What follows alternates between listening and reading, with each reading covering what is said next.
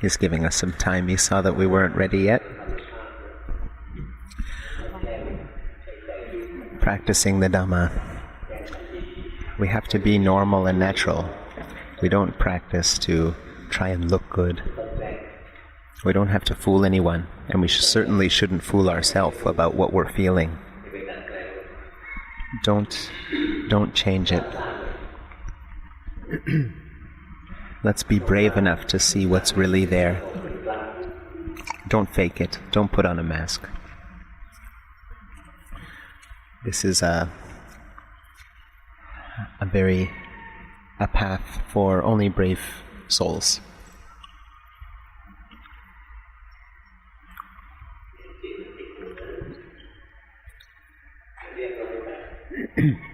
He pointed someone out and said, "See, you're making your mind too nice and good and still. We're not supposed to pretend to be nice and good and still.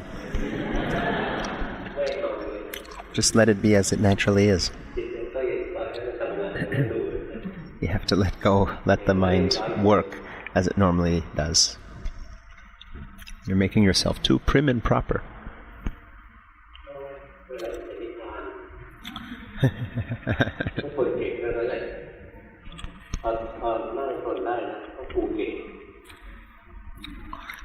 We're sitting there wondering, when am I going to arrive at nirvana? Really all we end up getting instead of nirvana when we're able to make the mind still is, look at me, I'm good. A bigger ego.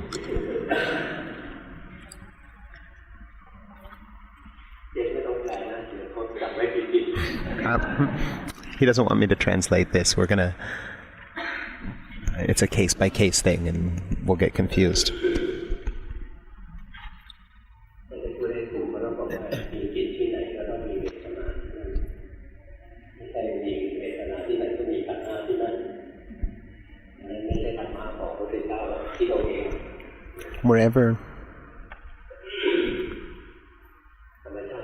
Whenever there is a mind, there is a feeling.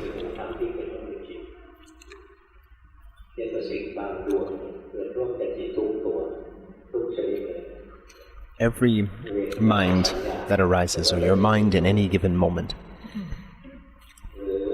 will come up with a mental formation of some kind.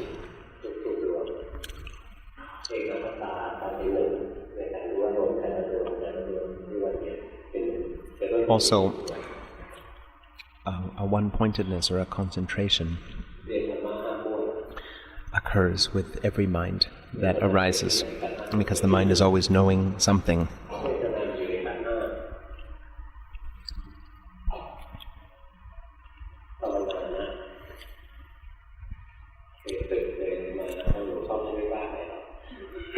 He doesn't mind whatever you've practiced in the past, but let's try to forget what we've done in the past sometime so that we can allow some new understanding to come in.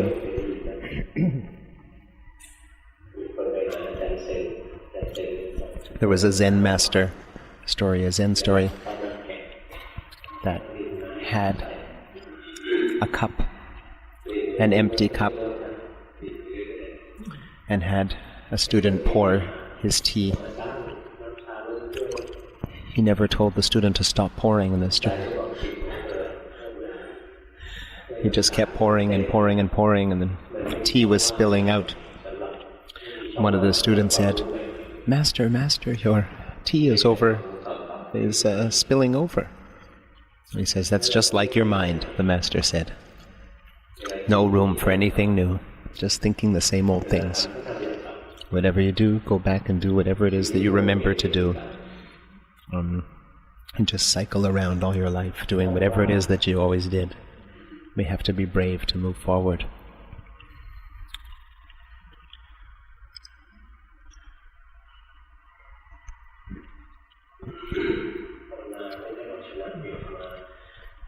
Practicing Dhamma is not about overcoming pain in the body. We're not there to be victorious over any feeling.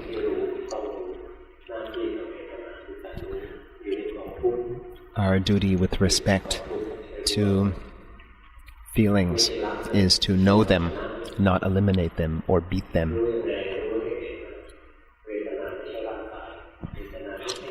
What is this knowing? We know that the feeling is there, or sensation is there. It is suffering because it is one of the 5 components or aggregates of body and mind, which are all suffering. Our duty with respect to suffering is to know it. How do we know suffering, or in this case, how do we know the physical sensations? We know physical sensations are not the mind, are not us, but something that come in to the body. Not the body either, they come into the body. They're not, sensations are not the body, they're not the mind that sees, they're not the feelings in the heart. A lot of people think if they can sit there with pain until the pain goes away and then, ha ha ha, I win. He said some people laughed at that, but laughed in a way that they felt guilty.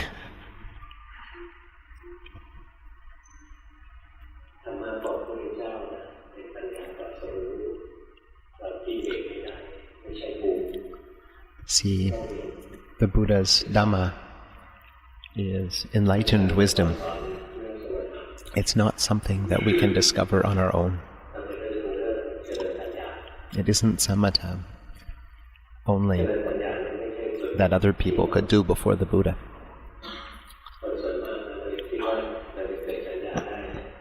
Now, vipassana is the Buddha's subject that we have to learn.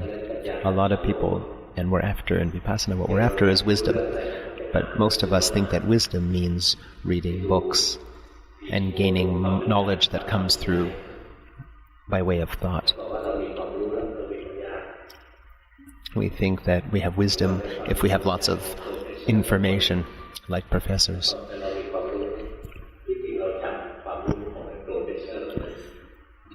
But the knowledge that they have is they're able to remember and reference all kinds of things, which is just really just memory. It isn't real truth. Buddhist wisdom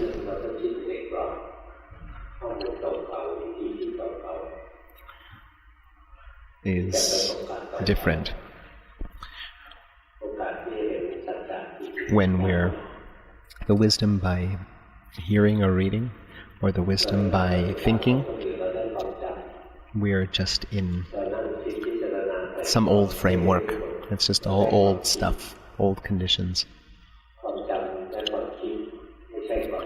Thoughts and memory, they're not the truth. They're not reality. To see reality, we have to come to see what is really going on. We have to be face to face and know how the mind is. Like we feel within this body and we feel within this mind. We become aware and see, is this body suffering, or is this body a happy, comfortable thing? You might have thought that it was happy, but we'll take a look and see that even the breath is something that's suffering. Keep breathing in, for example. Just breathe in and breathe in. Keep breathing in, don't breathe out. Let me know if this is happy or not. It's suffering, right? Now breathe out, breathe out, breathe out, breathe out. Keep breathing out, don't breathe in. Keep breathing out. Don't stop. Not allowed to breathe in. Is this happy or is this suffering? See, we have oppression happening always with every breath. We're relieving the suffering of breathing in by breathing out. We're relieving the suffering of breathing out by breathing in. Why is it that when we sit, we get sore, and then we got to get up and walk? When we start walking too much, we get sore, we have to sit or lie down. We lie down in one position, and we got to shift positions. Suffering is oppressing the body all the time. we watch the body and we'll see that the body isn't anything special like we thought it was. The body is something that is a mass of suffering, and soon the body will be elderly.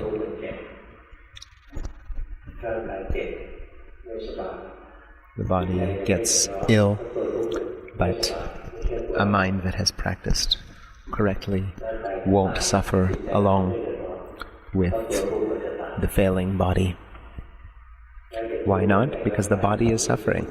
So what's it to us if suffering gets ill or suffering dies? If we see that the body is suffering, then why would we want it? Why would we expect it to feel good, or to stay alive, or to not get ill? We can see that the mind is something that is changing all the time. One moment it's good, the next moment it's bad. It feels good, it feels not good. We see that all these things are impermanent. This is what we're practicing, to see that everything that arises always also falls away. So we come and see the truth of this. The truth will teach us. When happiness arises, we don't have to do anything about it. We can just see that it comes, and certainly it's going to go away. Now, if suffering arises in the heart and mindfulness sees it, it will disappear immediately. It's different than happiness. Happiness, when mindfulness sees it, may not disappear. It's because happiness is a neutral phenomenon. It's not unwholesome. But any unwholesome mind, such as greed, anger, and delusion, will disappear. Any impurity will disappear, or suffering feeling will disappear when mindfulness sees it.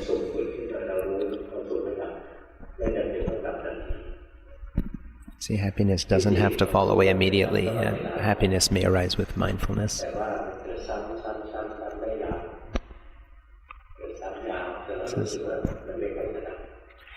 Actually, the truth of happiness, when the mind is moral, or when the mind is wholesome, the truth about happiness is that it is arising and falling away very quickly.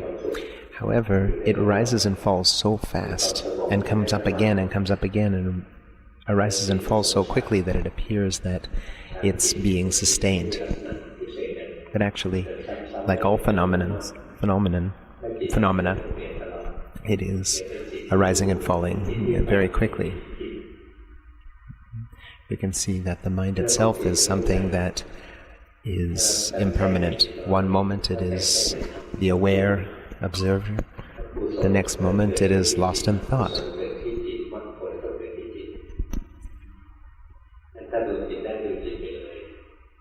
If we're able to watch the heart and the mind, then we should watch the heart and the mind.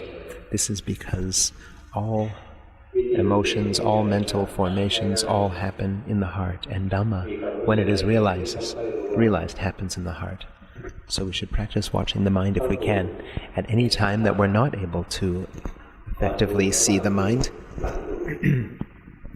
then we can watch the body. So there are 3 steps or 3 principles in watching the mind, the 3 don'ts.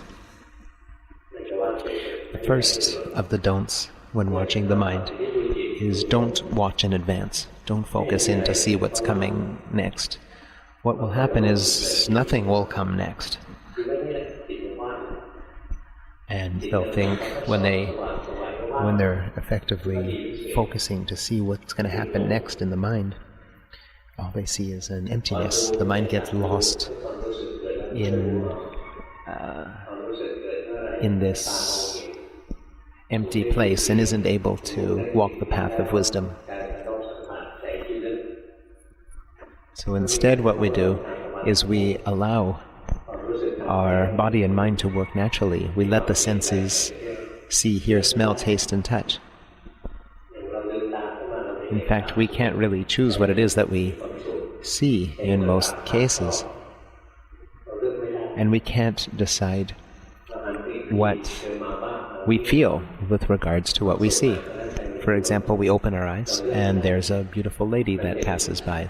Our heart comes to like it. Or we open our eyes and then this dangerous looking dog is moving towards us. And we don't like it, or we feel fear. We can't control what it is that arises in the heart. We let it arise naturally.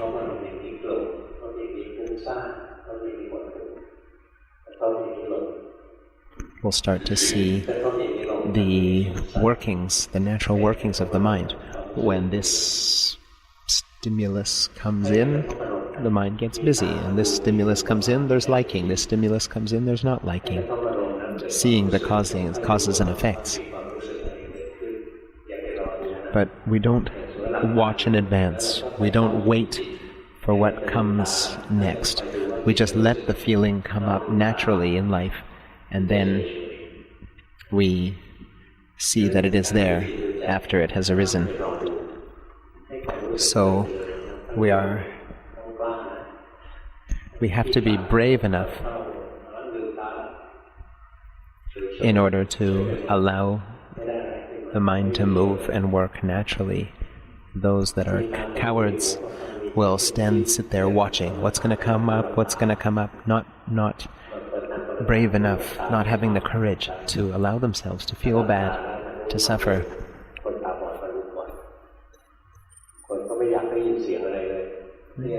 Some people practice and try and keep their eyes closed all the time, keep their ears closed, don't want to hear anything. We don't have to try and be a blind person or a deaf person. Everyone here is a complete human being with the ability to see and to hear. So the eyes see, the ears hear, and then if pleasant or unpleasant feelings happen in the heart, if a good or bad mental state arises in the heart, then see that it is there. So that's the first don't. Is do not wait for something to happen. Don't watch in advance. The second don't is don't send the mind out to grasp or cling to any of the phenomena that arise.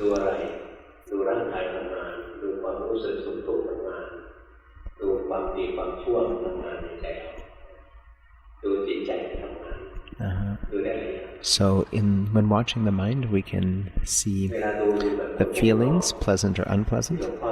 We can see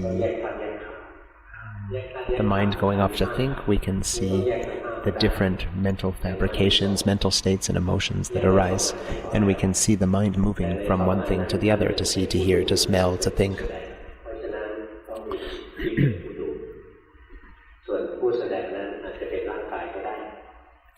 These are the different things we can see happen, but we don't move in towards any of them when they do.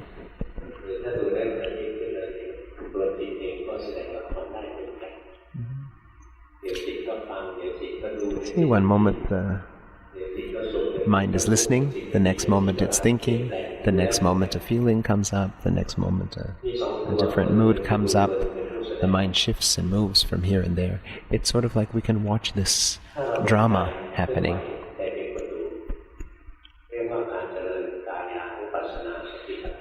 If we're watching the body moving, then we watch the body moving, and the mind is the watcher. The body moves, the mind is the watcher. This is practicing Gaya Upasana Satipatthana, which is the mindfulness of the body. If we are watching the pleasant and unpleasant feelings, then that is Vedana Nupasana.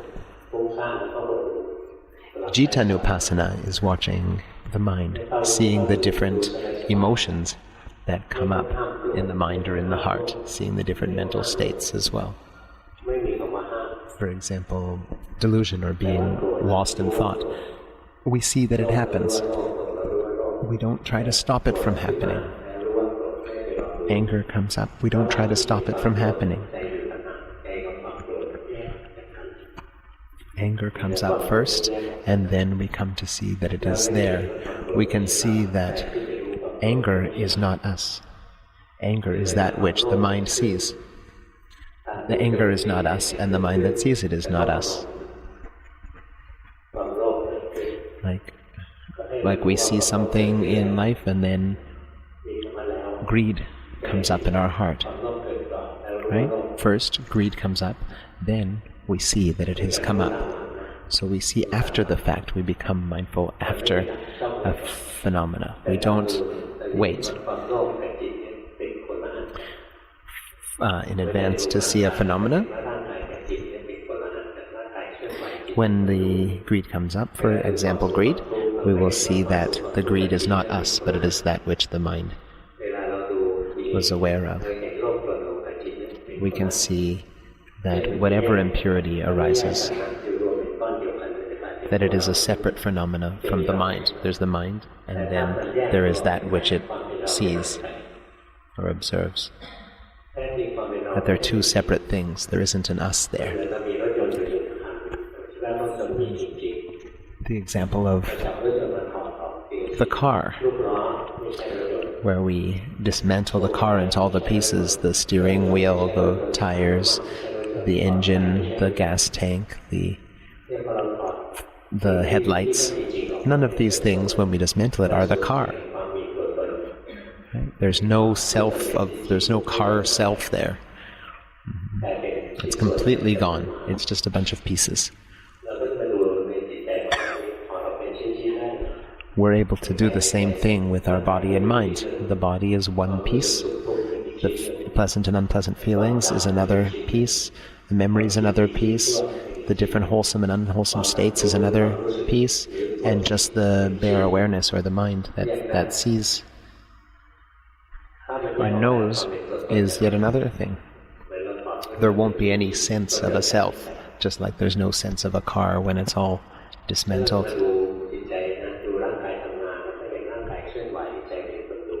So if we watch the body, the body is moving, the mind is the watcher, two separate things, watching the changes of the body. If we're watching the feelings, we can watch the feelings moving and changing, never staying in the same state. We can watch the wholesome and unwholesome states, emotions and mind states that come up and fall away, that none of them are us. Now, but when we see all these things, we should see them all as if we're a spectator from outside. We should see them from outside looking in. It's sort of like if we're watching two wrestlers or two boxers in a ring, right? When we are one of the boxers, it's sort of hard to see how the match is going. It's hard to see where what tactic we should take at any particular time. But if we are in the audience, we can see the openings. We can see what this person or that person should do. You see, we have a broader perspective. We can see the truth more clearly than if we're down there in the ring.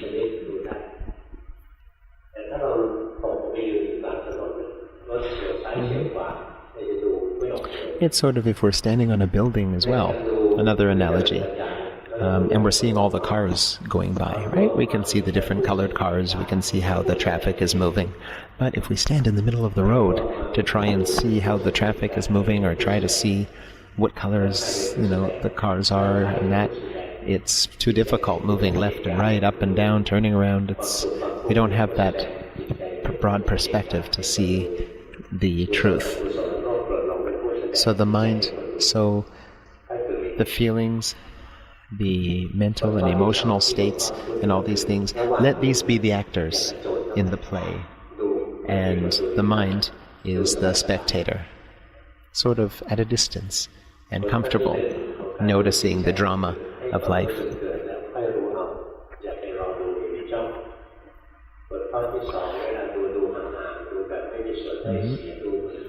So once again, these 3 don'ts when watching the mind.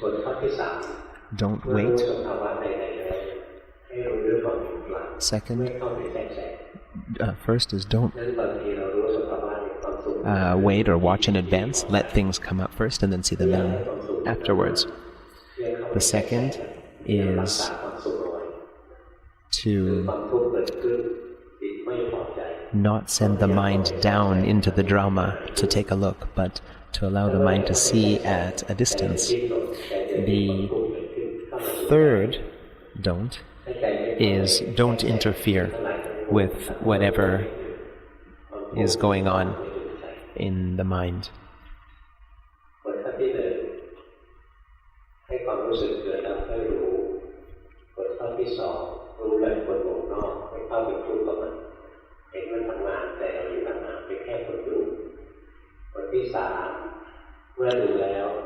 So after we have seen what it is that has arisen in the heart, then we are impartial to it. We don't like it or dislike it. But of course we will like it or dislike it. So our job is just to see the liking or see the disliking.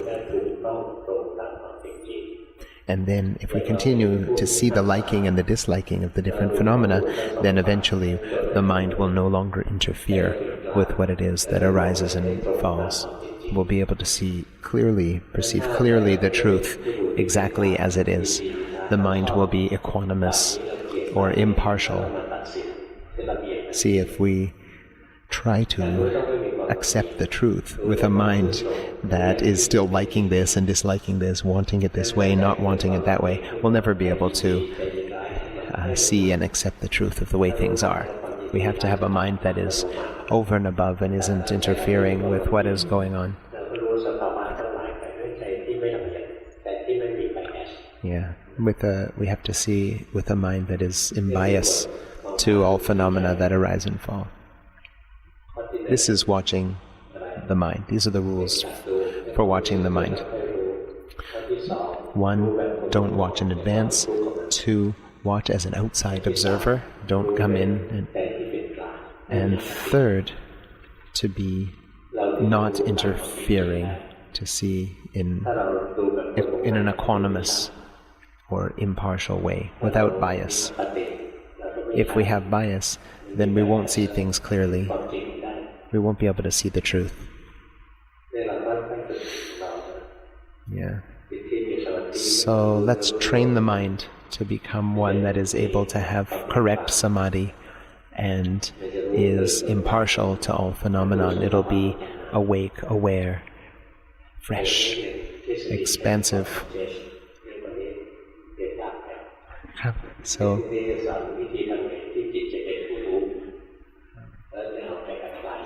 okay, so he says this is the theory on how to watch the mind correctly, and that's enough theory for now, but next time he'll talk a little bit more about some theory regarding how to achieve correct. That's how to practice watching the mind, but we have to watch it with a high quality of mind that has correct concentration, and he'll discuss that more next time.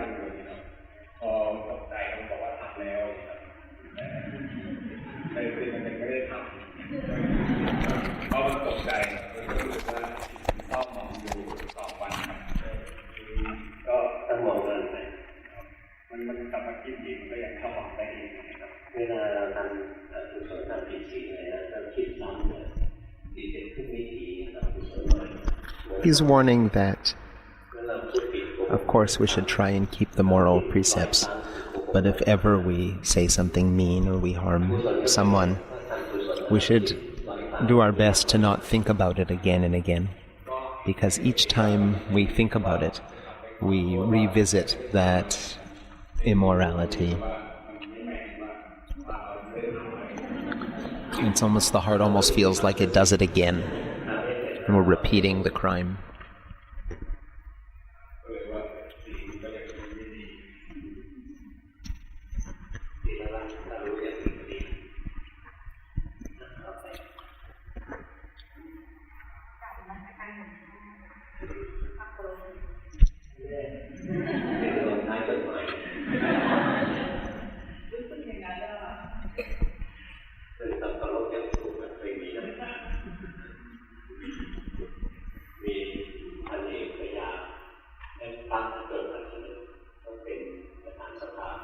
This is a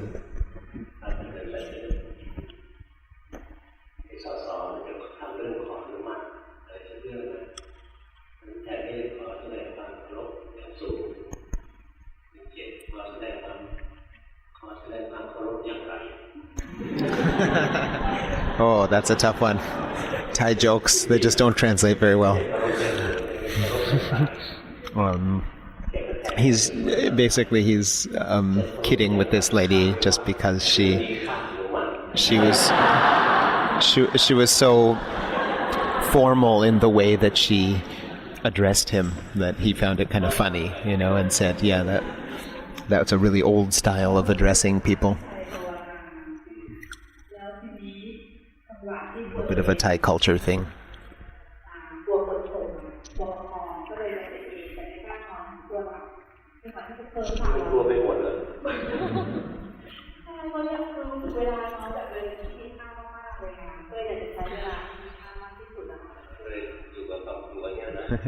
He says she's so afraid. She says, I just know that I don't have that much time in the day, and I know that most of what I do all day is just things that are just so not useful, not really valuable.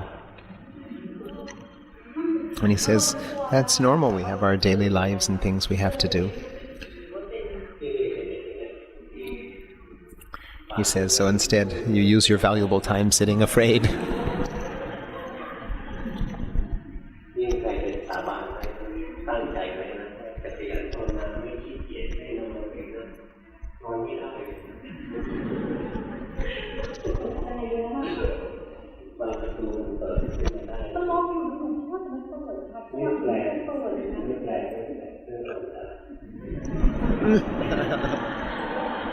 She's saying she's also scared because she was sleeping.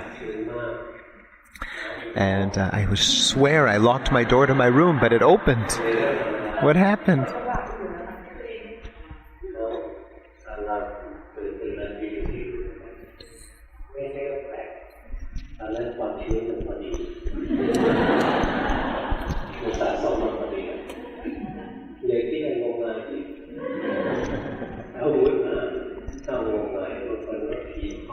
They're saying, don't be so gullible to believe a bunch of different things.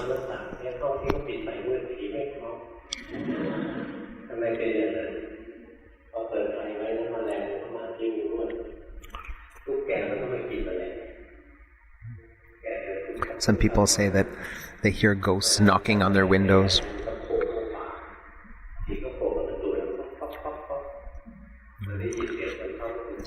And they feel they always have to close their light because when they open their light, ghosts knock at their windows in the night.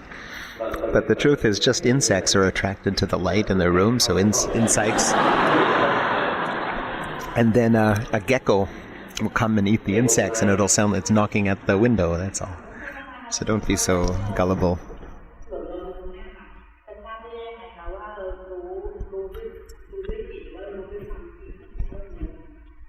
She's not sure if she's knowing by thinking or actually knowing with mindfulness.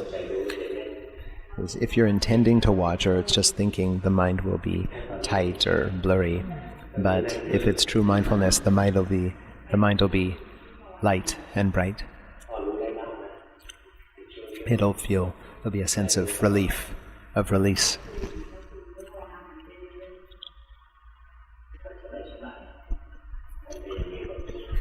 You got to find a way to practice in a way that isn't stressful. Practice with a happy heart.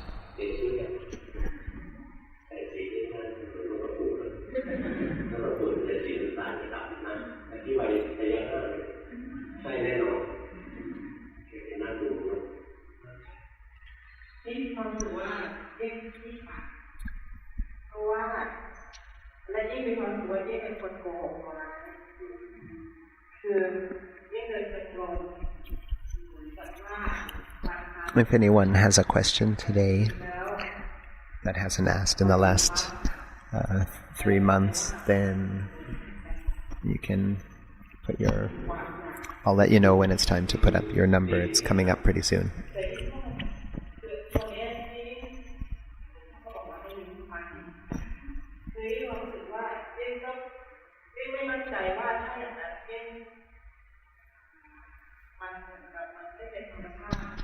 A reminder that the question is just about your own personal Dhamma practice and its development.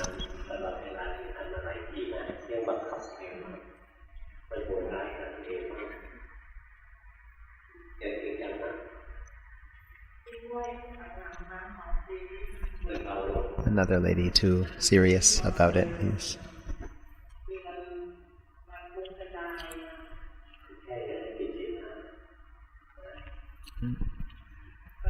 We have to let the mind be normal and natural. The only thing that we impose on the mind is don't break the moral code. Don't harm.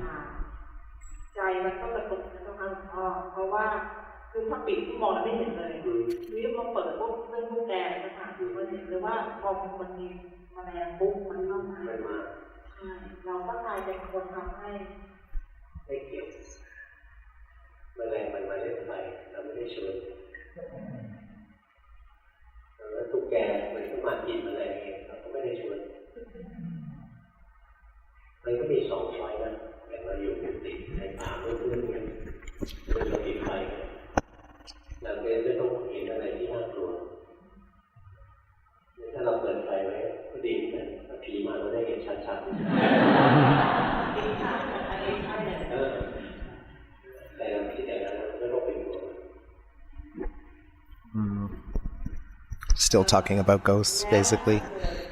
Is that our mind can think all kinds of silly things, like if we close the lights, the ghosts will come, but if we open the lights, the ghosts will see us really clearly. The Thai jokes don't translate very well.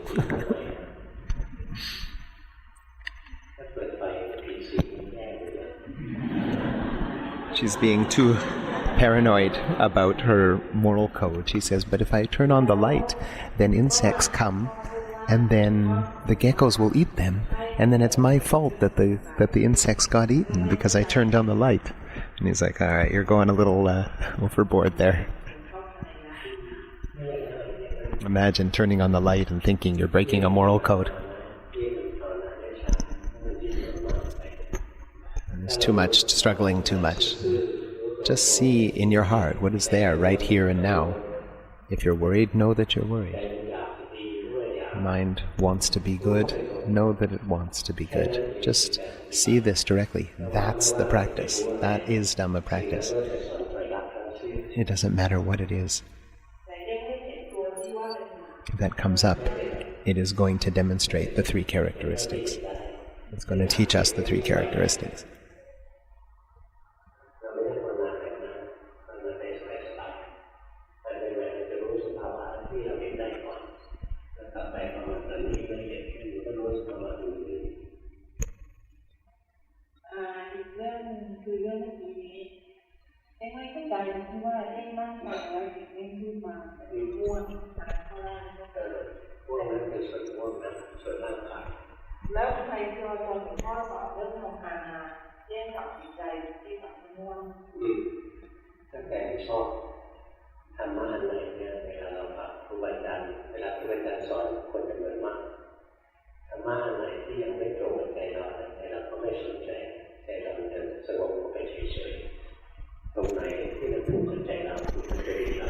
If we're practicing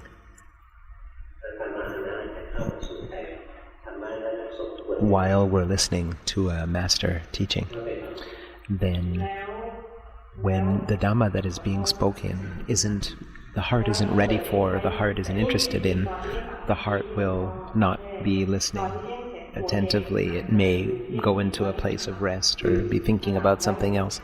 But when something that the heart is ready to hear comes up, the mind will become attentive, the heart will be attentive and learn it.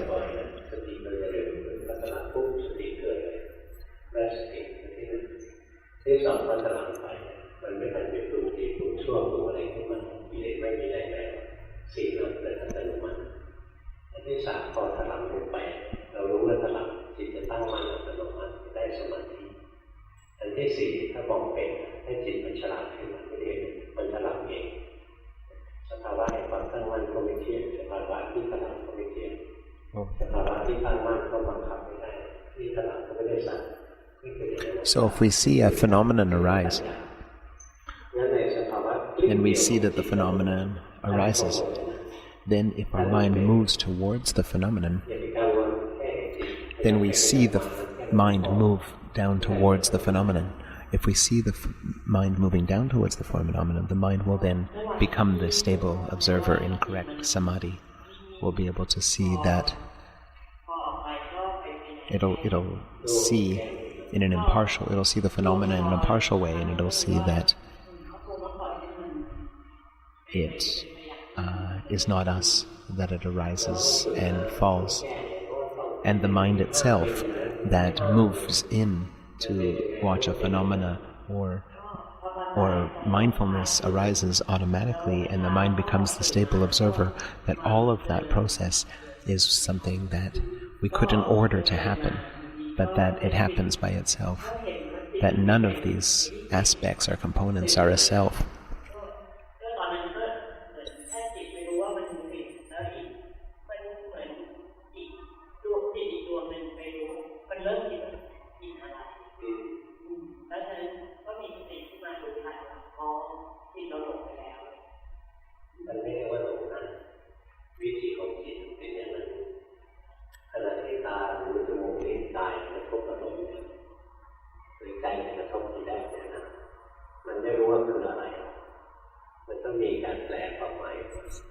When our mind first makes, or our eyes, no, this is the mind.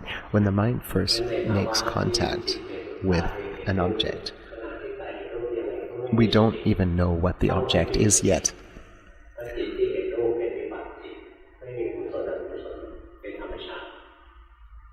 It takes the next moment for us to interpret what it is that has arisen.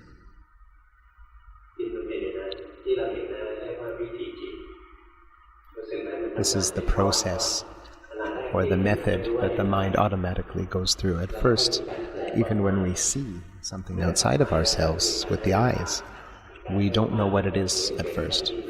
First, the eyes just make contact. Then there's an interpretation of what it is and a value judgment over what we see. And if we like it, there may be a happy or a good feeling that comes up, or agreed. And if we don't like it, what we saw, then perhaps a negative or an impurity, suffering feeling and an impurity of mind will come up. It's just the process that happens, which is independent of a self. It happens on its own.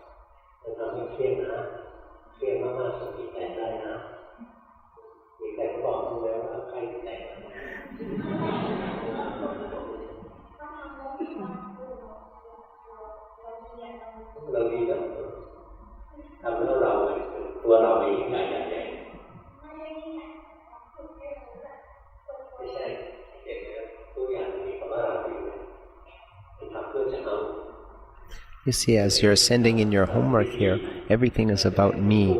Like, I do this and I do that, I do this. He says your I is quite strong. It's all about what I want and what I'm going to get and how I'm going to get it. You have the wrong attitude.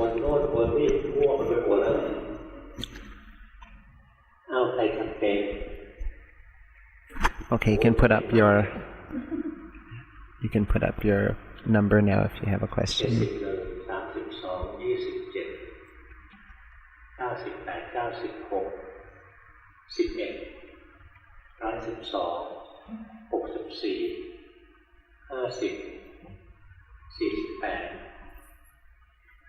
ที่เรียกว่าเอามือลงได้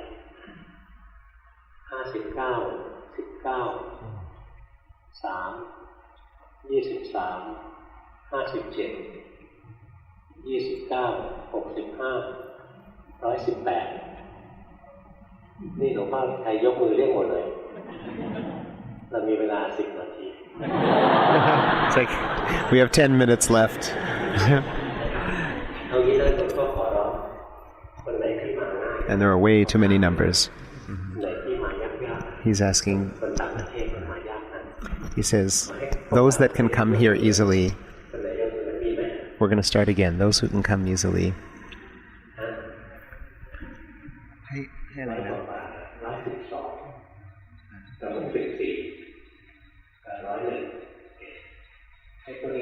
He's having those that can come here easily not send in their homework today. Let it be the course, and people that can have more difficulty of coming.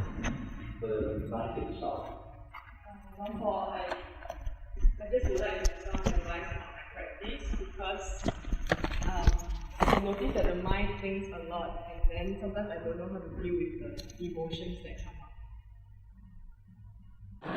He says, you're practicing much better.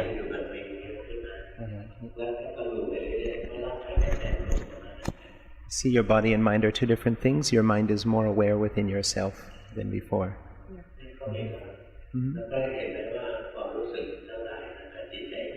You can see that the different feelings and the mind are two different things. See, you're able to separate out the things that you thought were you. So, this is what it means to be able to practice correctly.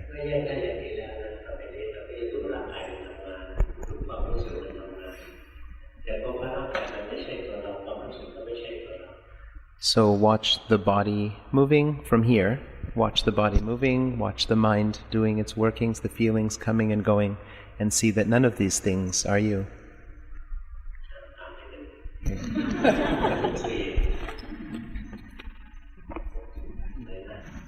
Just a quick one. I just wanted to ask him that sometimes when I'm not practicing just in my daily life, I feel that there's an energy in the body, and at the same time there's a strong observer, Guru comes in. So I just wanted to get his input on that.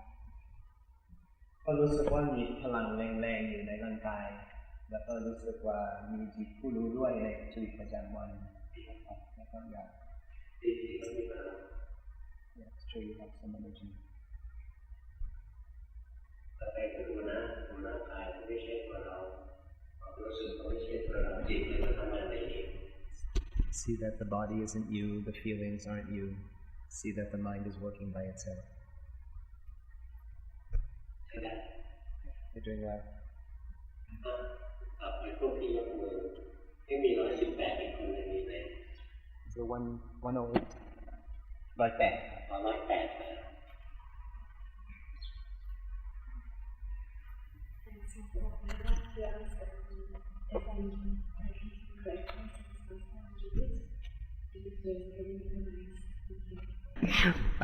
แค่อยากได้คำแนะนำจากหลวงพ่อครับจากครั้งที่แล้วที่เขามาดีขึ้นครับ Yeah, it's getting better.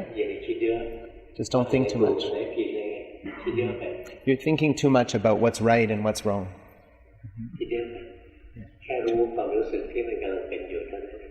Yeah, just know what there is right there and then.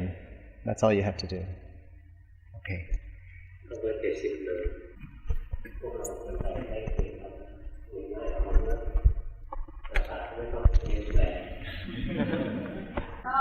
อดีช่วงที่ผ่านมารู้สึกว่าจะโดนประจำ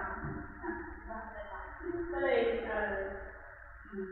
รู้สึกว่าพ พยายามได้แค่ว่าไม่ได้ผิดนะคะได้ก็ดีนะแล้วก็ที่ปัญหาคือพอทำในรูปแบบแล้วมันอาจจะอยากหนีปัญหานะคะเพราะมันสบายปุ๊บมันหลับไปเลยอะแล้วก็จะเดินเป็นนั่งไม่เป็นไรชีวิตเราเชื่อนะมันนอนนานแล้วหลับก็ยังดีให้มันพักไปให้ฝืนนะฝืนปวดหัวนะอย่างนั้นเราก็ได้พัก He says if we're practicing and the body is falling asleep, it's okay.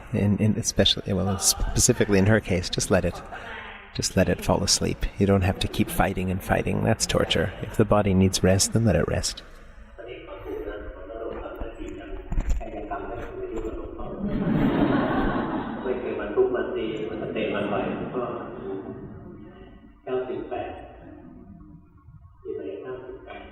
A lot of people ask him for forgiveness if they've ever wronged him. He says, none of you have ever come up and whacked me or punched me. I don't know why you guys keep asking for my forgiveness.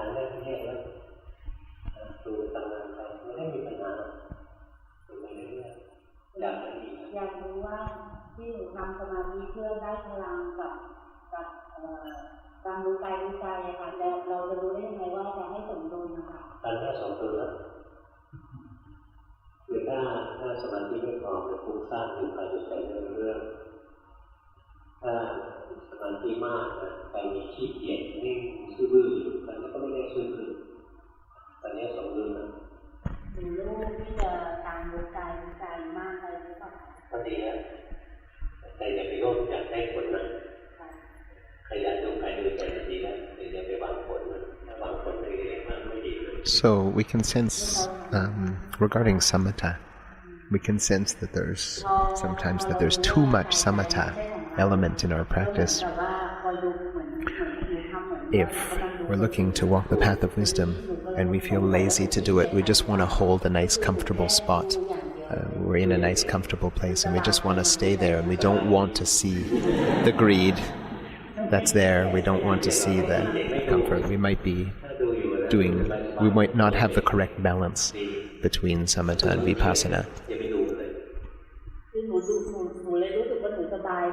In the other case, if we're just trying to continue to observe and watch the mind, then we really can't. We're really in a bit of a blur. We can't really see anything clearly.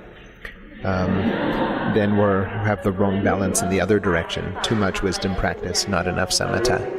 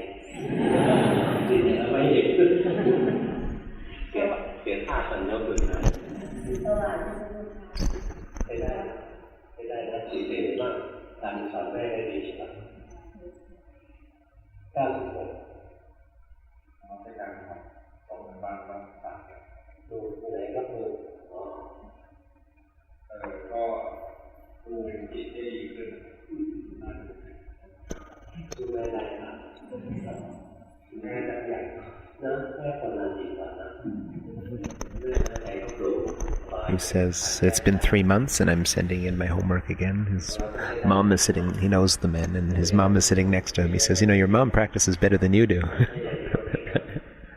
Her mind is bright and light.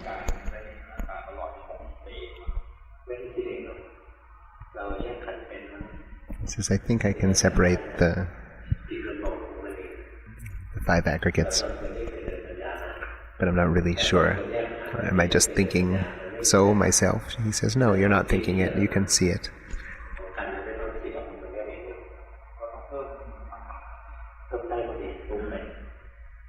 His mind's a little bit too busy. It's not quite comfortable enough. He should do a little bit of samatha practice.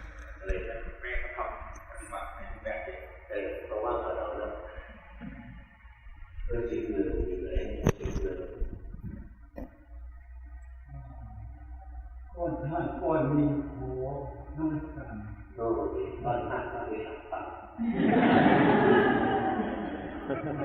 ๆก้อนนี้โหก้อนธาตุนี้มันเป็นพ่อทั้งหนึ่งนะพ่อเป็นลูกตะเกียบและลูกของวิญญาณผมเพราะนั้นหลวงพ่อบอกว่าการแยกกายแยกใจผมไม่เข็นไปตอนนี้ดีขึ้นแล้ว He used to separate the body and mind, but Long Pa said that he was doing it too intentionally, and it was too tight, too rigid, unnatural. Is it better now?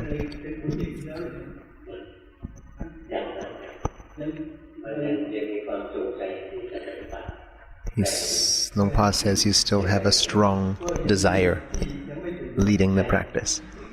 You have to be able to see that desire.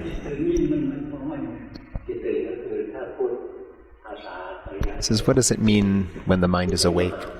He says, the mind that is awake has wisdom, has no intention for it to arise, and it has sama samadhi, correct samadhi.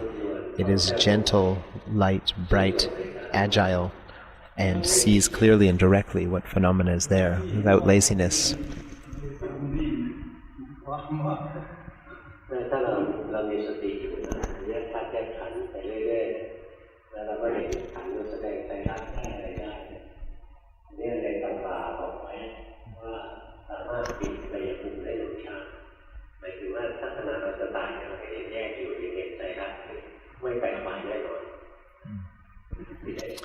He says that if you're worried about what you're going to be in your next life, if you're able to separate the aggregates, if the aggregates are separate when you die, there's no way that you'll enter into a negative realm.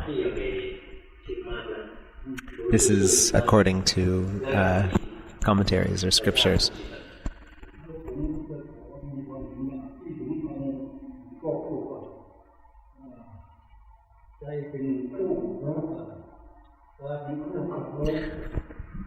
But he said all that means is the next life, but if you still have a lot of negative karma from before, who knows about the life after it? But you may be able to delay the inevitable.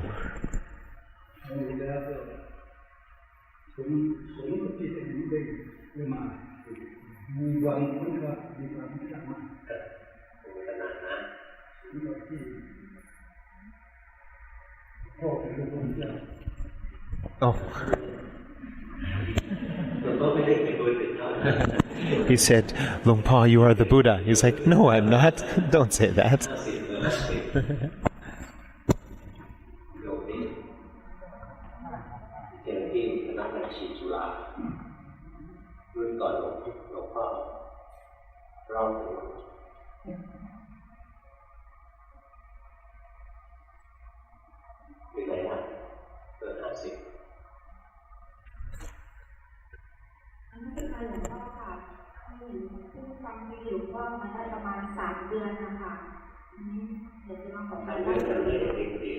She's been practicing for 3 months. He says, wow, only 3 months? You're doing quite well. You can see the body and mind are two different things. Can you feel that? Maybe, sometimes. Yeah, that's it. We only see it sometimes. We don't see it all the time.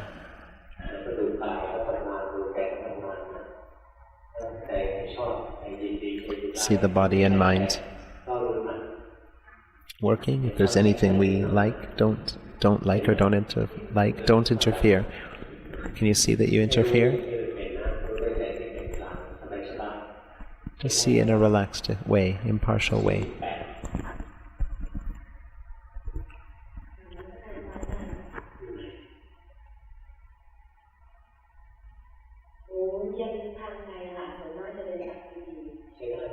She listens to his CDs. She lives far away. He says that's fine. She says she hears his voice and she feels relaxed, and he says, "Uh-oh, am I an addictive drug for you?"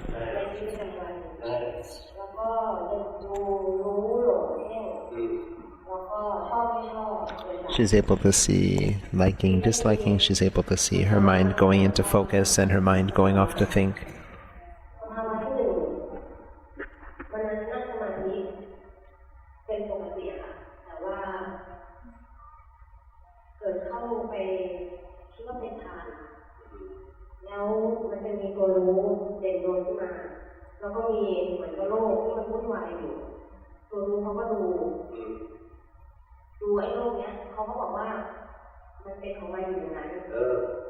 She had an experience where her mind and the whole world separated and could see that the mind wasn't the world.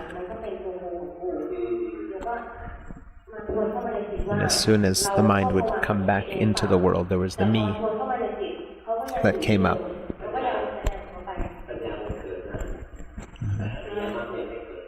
So he said, you got some wisdom there, true wisdom, but not enlightenment, not enlightening wisdom.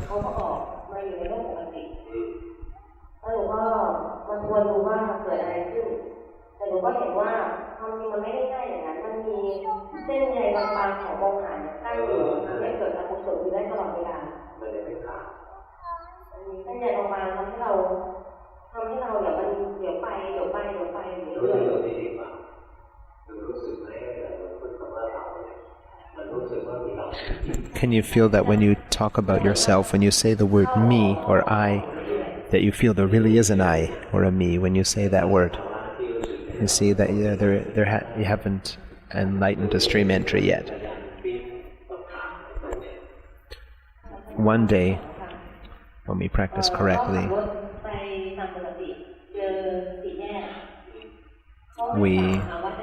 enlightening wisdom comes up, and that feeling of I goes away forever.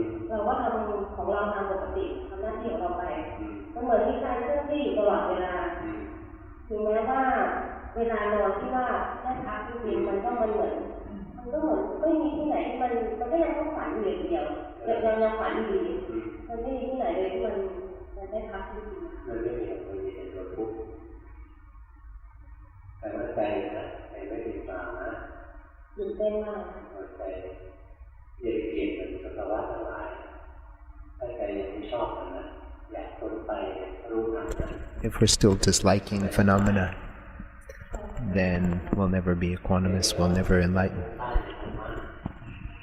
If we're still rejecting or refusing what arises.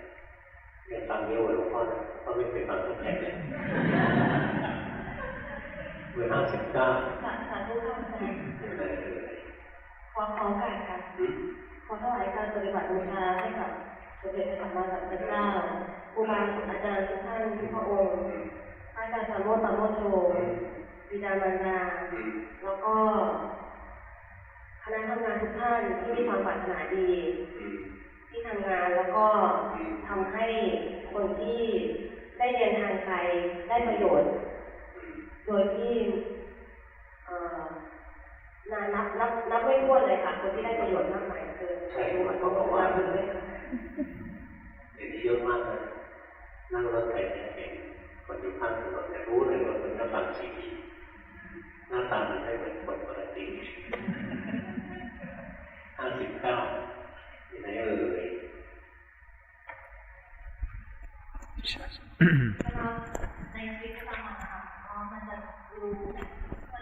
She was just like many of them offering her practice to the Buddha, to the Dhamma, to the Sangha, to Luang Pa, and wanting to share the merits of it with all beings.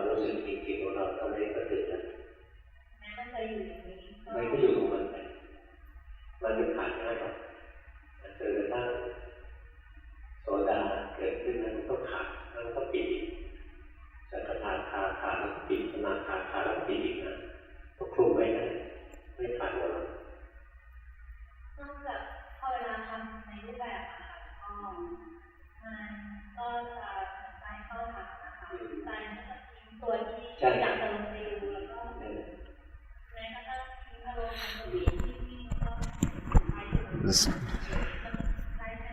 talking about a profound concept about the asava kilesa. If anybody's interested later, I can explain it. But for now, it would take too long.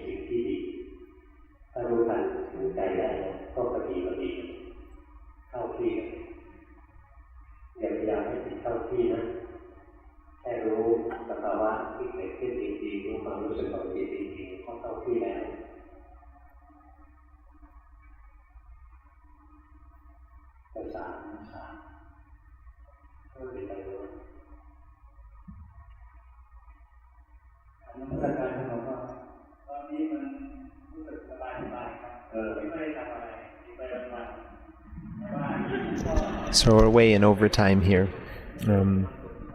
He said it's okay because he doesn't have monks to teach today. Usually he has monks afterwards.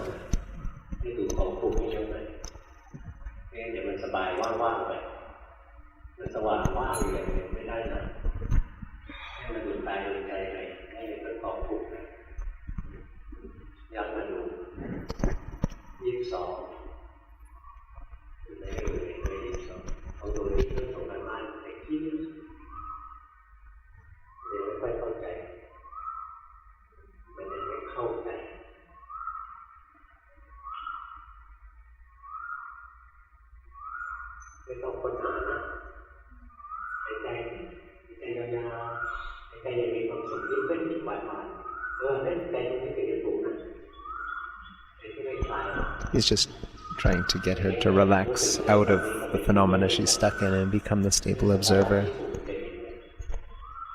เป็นเกิดจากความรู้สึกที่ผ่อนคลายนะไม่ใช่ว่าเกลียดโน้นอยากให้ดีถ้าอย่างนั้นจะเครียดตลอดไม่ดีหรอกท่านเคยที่สอนใช่ไหมไหนเมื่ออะไรที่ข้อเรียกเมื่อกี้เนี่ย22ไม่อยู่แล้ว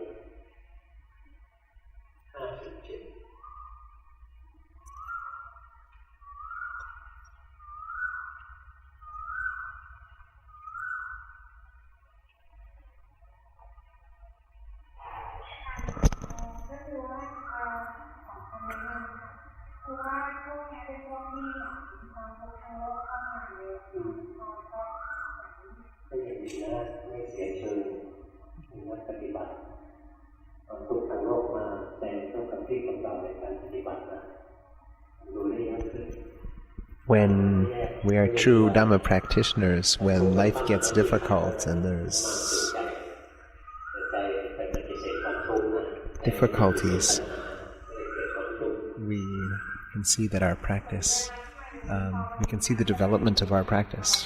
We don't mind negative situations that much because we can see that we become more mature, our heart is developing. We're able to see the impurities that come up when everything is nice and fine. Sometimes we don't see the impurities as clearly.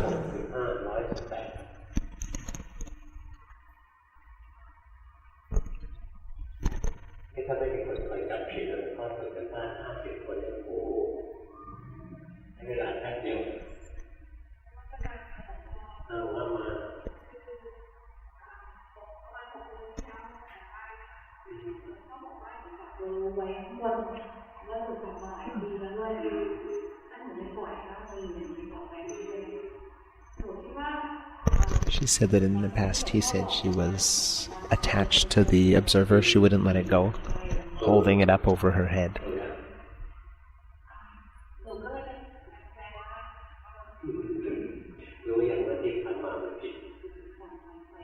Do you know yet that what you were doing is wrong? You wasted years.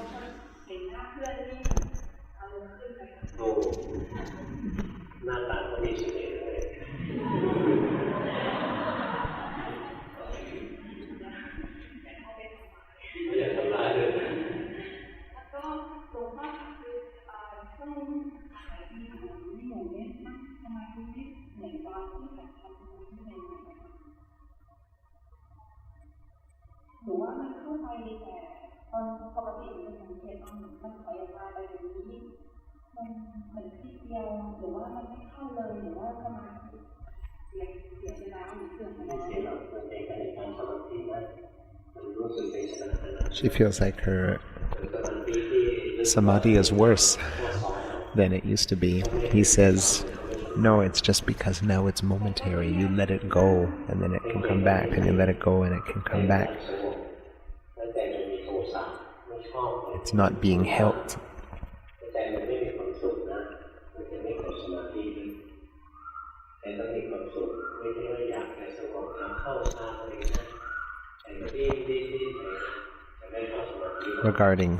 Regarding our meditation or samatha, if we want to achieve deep concentration, the mind has to be sweet and the smile sweet and the heart relaxed. If we're sitting there wanting to enter samadhi, there's no chance that we're going to enter it.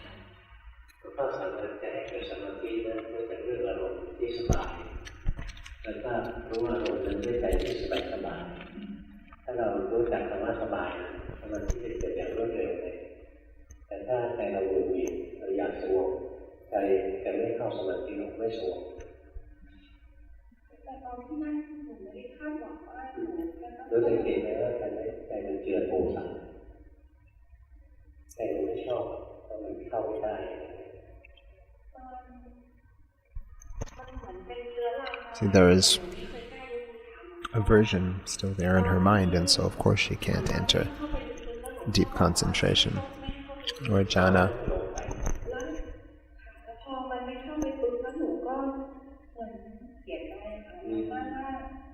มันออกนอกกายเอาไปลอยอยู่ข้างนอกออกนอกก็ไม่ผิดเข้าได้ก็ถึงจะจับเข้ามาถึงแล้วล่ะถึงกลางๆไม่เข้าลึกนะแล้วพอรู้อย่างนั้นมันก็จะไม่รู้ว่าเป็นเพราะตั้งแต่วันนั้นหรือเปล่ามันก็เลยไม่ลงไปเหมือนเดิมยังลงอย่างเก่าเวลาจิตรวมไม่ได้ไปรวมเพิ่มเข้าไปข้างในอย่างนั้นนะถ้ารวมเพิ่มแล้วหลงเข้าข้างในไม่ดีมันรวมอยู่ตรงนี้แหละบางทีมันตัดการรับรู้โลกภายนอกมันก็ยังอยู่ตรงนี้แหละไม่ไปไหนหรอกคำว่าจิตรวมเลยเป็นปั้นเข้าว่ารวมเพิ่มลงไปข้างในนะนี่เราติดอยู่ข้างในรวมอยู่ตรงนี้แหละอยู่กับปัจจุบันนี่รวมไม่ถูกเป็นครับ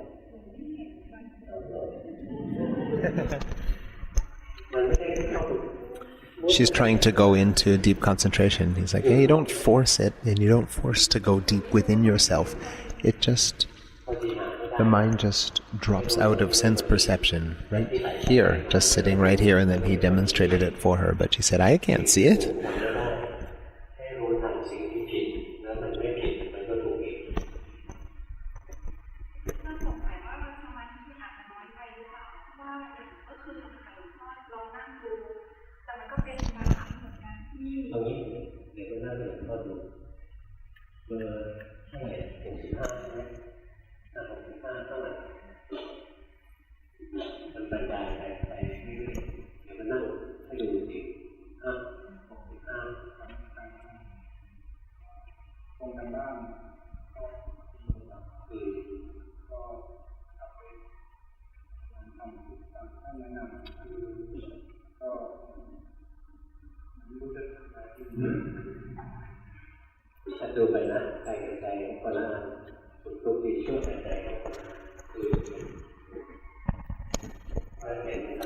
He's saying, see that the body and mind are two different things, see that the feelings and the mind are two different things.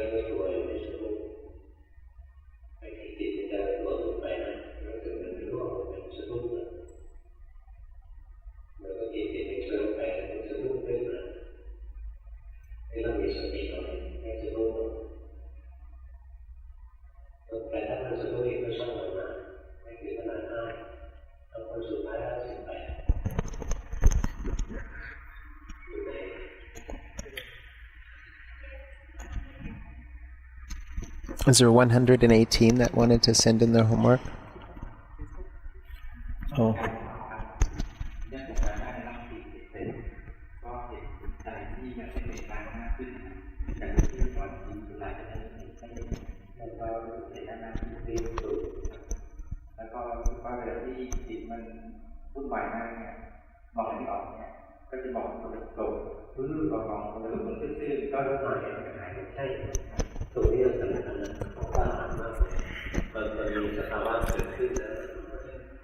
This student says he noticed that when his mind is really busy, he just sees directly, clearly, yes, the mind is busy, and then it disappears. Longpa says that's great, that's what we have to do. Most people, when the mind is busy, they're looking around, what should I do, what should I do, what should I do? Just see what's there. Oh, one more person.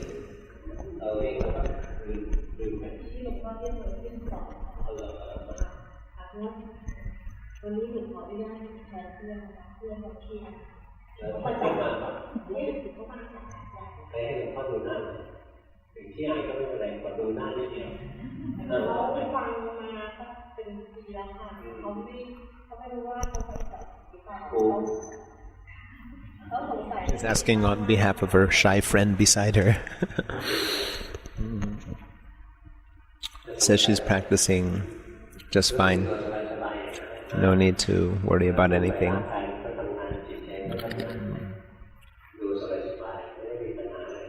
You don't have any problems. Just keep watching.